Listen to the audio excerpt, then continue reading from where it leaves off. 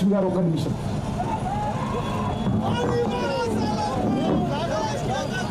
అందరికీ నమస్కారం. కిషన్ రెడ్డి గారి ఆధ్వర్యంలో జరుగుతున్న ఈ గొప్ప వేడుకకి నన్ను పిలవడం నా కృతజ్ఞతా భావం ఈ దేశానికి, అమరులైన మన నేవీలో ఉన్న వాళ్ళకి, ఎయిర్ ఫోర్స్లో ఉన్న వాళ్ళకి, ఆర్మీలో ఉన్న వాళ్ళకి అందరికీ జై హింద్ అని సెల్యూట్ చేయడానికి వచ్చాను నేను ఈరోజు. ఎవరికి యుద్ధం అంటే ఇష్టం ఉండదు. ఏ మనిషికి ఏ మట్టికి యుద్ధం వద్దు. అది తెలుసుకున్న మన భారతదేశం వెంటనే సమయస్ఫూర్తితో స్పందించి ఈరోజు మనం తిరంగా ఎగరేసేటట్టు చేశారు మన భారతదేశం మోడీ గారు. ఇది చిన్న విషయం కాదండి. కులం, మతం, ప్రాంతం అని లేకుండా మనం కలిసి కట్టుగా ప్రతి స్టేట్లోనూ మనం ఉంటాం.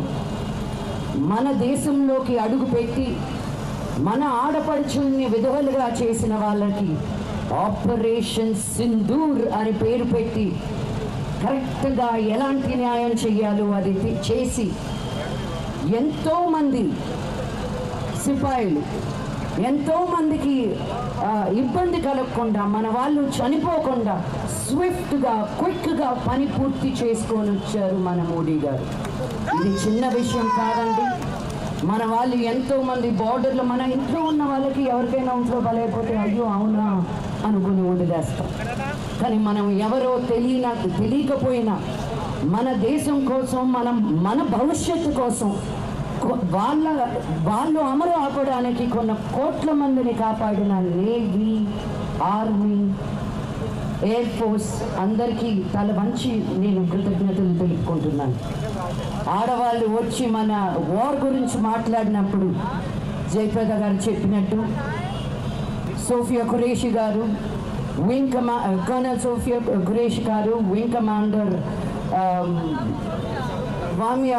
వామికా సింగ్, అసలు అది చూసినప్పుడు మన భారతదేశంలో ఉన్న ప్రతి ఆడబిడ్డకి ఎంత గర్వంగా ఫీల్ అయిందో.